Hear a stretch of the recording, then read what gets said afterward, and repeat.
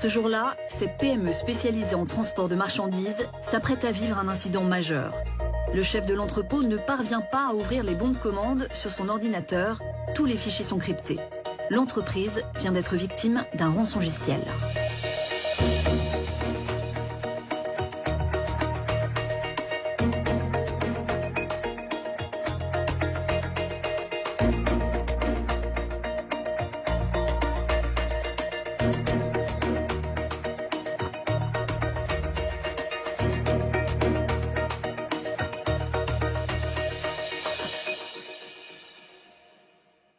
La cybercriminalité est en constante évolution.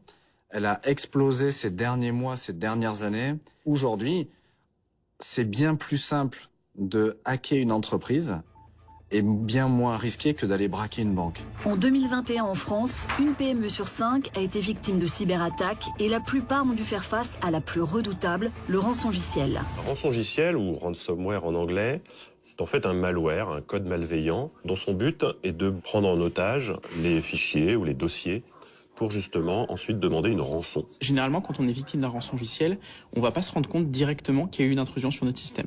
Et une fois que nos données auront quasiment intégralement été chiffrées, on va avoir de la part des rançonneurs un message qui va nous être envoyé qui nous demande directement une rançon. Alors, c'est très bien fait, avec généralement un timer qui va vous dire que vous avez 48 heures pour régler la rançon, et puis si vous attendez trop, la rançon va augmenter. Donc ça met tout de suite une énorme pression, malheureusement, à la cible. Dans l'entrepôt, c'est la panique. L'activité de l'entreprise est à l'arrêt. Face à l'urgence, le personnel ne sait pas comment réagir.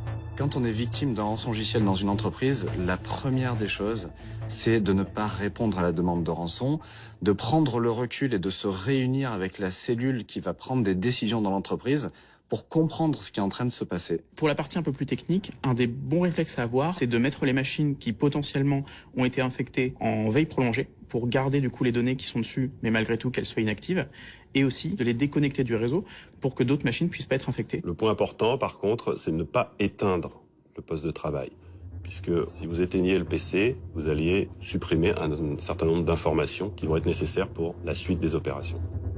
Après la panique vient la négociation. Les hackers demandent 300 000 € en crypto-monnaie pour débloquer les fichiers. Le dirigeant se sent pris à la gorge.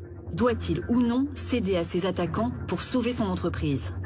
De manière systémique, il faudrait, naturellement, ne jamais payer ses rançons pour que ça s'arrête. Et en même temps, quand on retient quelque chose qui vous est cher et qui peut mettre en péril, dans le cas d'une entreprise, des centaines d'emplois ou le bilan d'une société, à un moment donné, peut-être que vous allez prendre la décision de payer. Un système de sauvegarde bien géré peut clairement changer la donne face à un ransomware.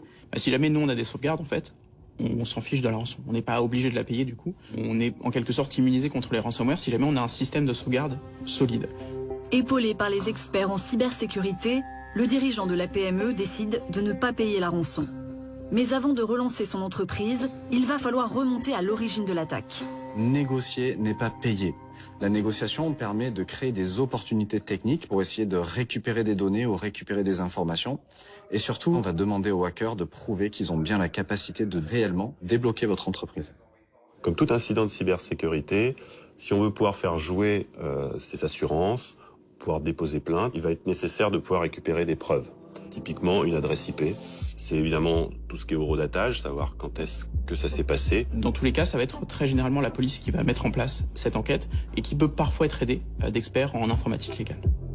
Grâce aux investigations, les enquêteurs finissent par déterminer l'élément déclencheur de l'attaque. Un lien douteux ouvert par un des collaborateurs de l'entreprise.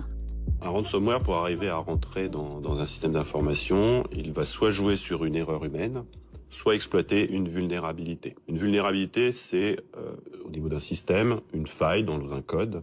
Et donc c'est par ce mécanisme-là que le cybercriminel va pouvoir donc traverser une protection déjà en place. Très généralement, et on le voit de plus en plus, le vecteur principal, c'est le phishing. Donc le phishing, c'est le fait d'envoyer des emails malveillants dans le but de demander à quelqu'un d'installer un logiciel sur son ordinateur, par exemple. Ça peut être aussi à travers des pièces jointes. On voit beaucoup de documents Office qui permettent d'exécuter directement du code sur certaines machines.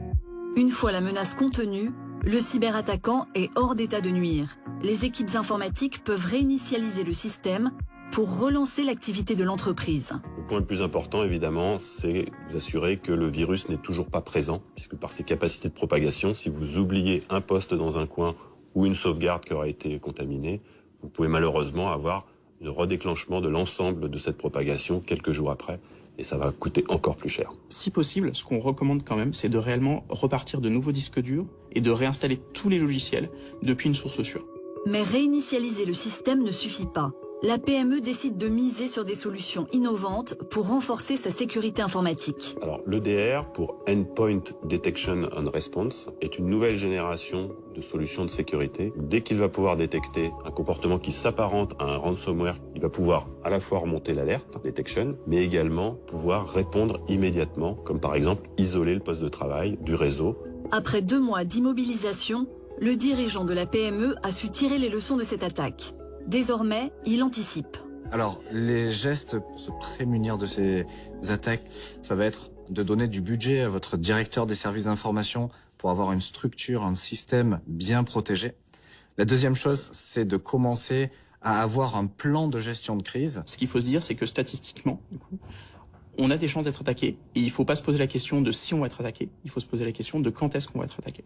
Il est très important d'avoir cette phase de sensibilisation de ses salariés. Il faut qu'ils aient cette culture de la méfiance pour qu'ils soient moins sujets à faire des comportements à risque et donc de tomber dans ces pièges qui seront ouverts par les cybercriminels.